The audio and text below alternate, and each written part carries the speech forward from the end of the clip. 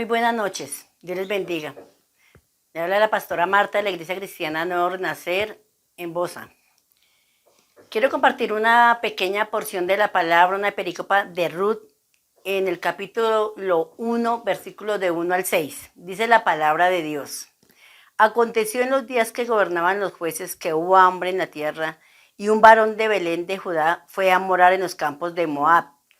Y él y su mujer y sus dos hijos, el nombre de aquel varón era Elimelet, y el de su mujer Noemí.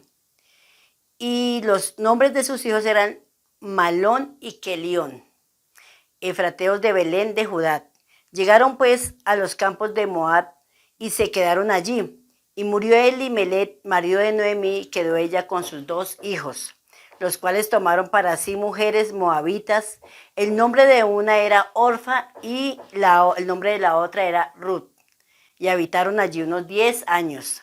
Y murieron también los dos hijos, Malón y Kelión, quedando así la mujer desamparada de sus dos hijos y de su marido.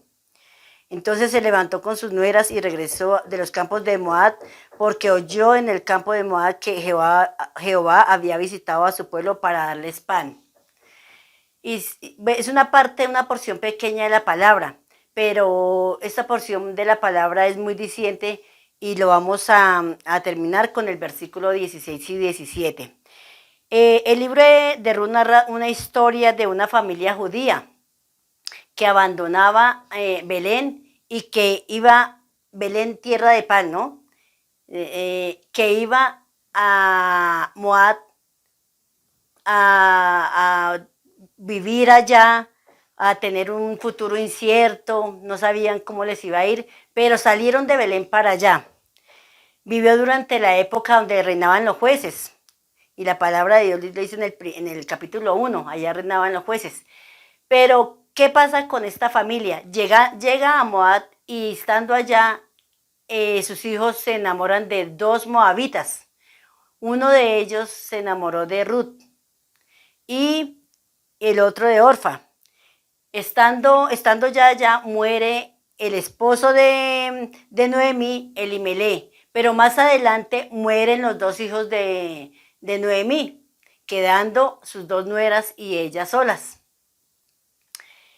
En el lapso de este tiempo, Noemí tomó una decisión de volverse nuevamente a Belén y les dice a ellas que cojan sus caminos, que es en el Moab, vayan para donde sus familias y hagan su vida a ellas, porque ella ya no tiene más hijos, que sea otro hijo para que se vaya a casar con ellas. Entonces, cada una de ellas cogió y se fue para donde su familia, y Ruth se quedó con Noemí. Pero esto tiene una connotación muy grande. Cuando Ruth decide quedarse con Noemí, fue porque era tanto el amor que había entre ella y la familia de Noemí, o sea, el amor que le tenía a su hijo, a su ex esposa que había muerto, que decidió quedarse con ella. Era la fidelidad, ¿no? Pero hay una cosa muy bonita. Dice que Ruth demostró bondad, demostró obediencia, demostró amabilidad, demostró sumisión, ser sumisa a Ruth. Pero algo muy bonito que sucedió de esta relación de suegra y nuera era lealtad.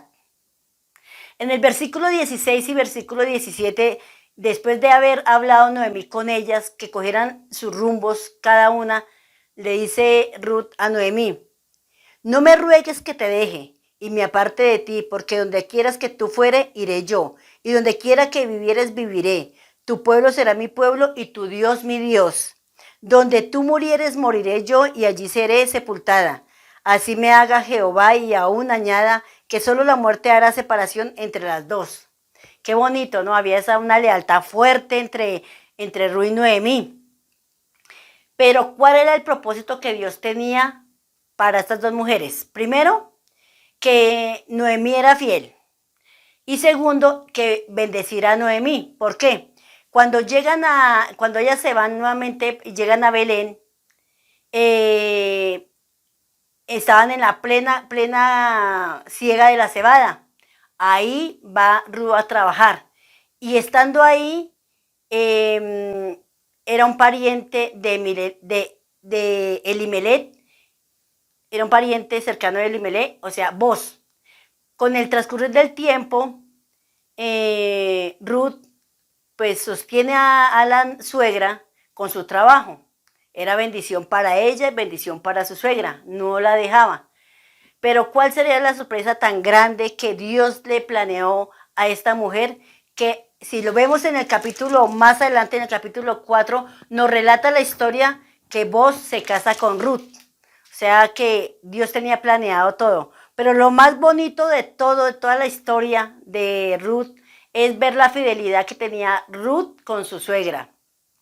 No la dejó, no la desamparó. ¿Cuántas veces usted ha desamparado a sus pastores? ¿Cuántas veces usted ha desamparado a su familia? No ha sido fiel con ellas. ¿Cuántas veces en la misma iglesia hay infidelidad? Una infidelidad, ¿cómo uno ve una infidelidad? Cuando viene y le dicen a uno, no, pastor, es que estuve en tal iglesia, estuve en tal lado, estuve en... Eso es infidelidad porque uno se siente mal. ¿Qué es infidelidad? Que de pronto con su familia, estando cerquita, pero uno los siente lejos porque no los visita. Y eso suele suceder. Y de verdad que debemos de tener como esa incondicionalidad para hacer las cosas, ¿cierto? Debemos de ser fieles en todo. Y esta palabra es muy clara cuando nos dice que si esta mujer fue fiel a su suegra, ¿cuánto más nosotros, como hijos de Dios, serle fiel a quién? A Dios. ¿Ha sido infiel con Dios? Y no lo digo solamente por las ofrendas y los diezmos, lo digo en todo, en todo. Ir a los servicios, estar en esa coinonía con la gente de la iglesia, estar apoyando al pastor. Eso es fidelidad. Y de verdad que se lo dejo en su corazón hoy, que así como Ruth fue fiel con su suegra y nunca la desamparó hasta el final, nosotros seamos fieles con la iglesia, con nuestra familia, con nuestros pastores, con la gente que nos rodea. Seamos fieles y seamos incondicionales. Uno de los temas centrales que podemos sacar de este libro es la incondicionalidad que tenía Ruth para su suegra. Fue incondicional. Siempre fue fiel. Se veía el amor que ella tenía para su suegra. Entonces, es una palabra muy bonita, una pericopa que nos enseña a ser fieles, a ser obedientes, a ser sumisos y a estar llenos de amor.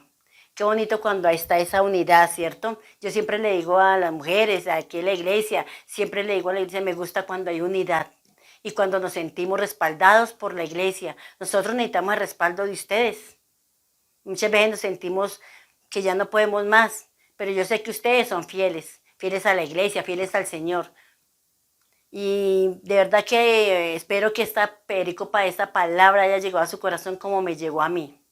Recuerde que esto es un mensaje con propósito todos los viernes a las 7 de la noche. No se lo pierda por las redes sociales. Si a usted le habló, a mí me habló primero. Dios le bendiga. Un abracito.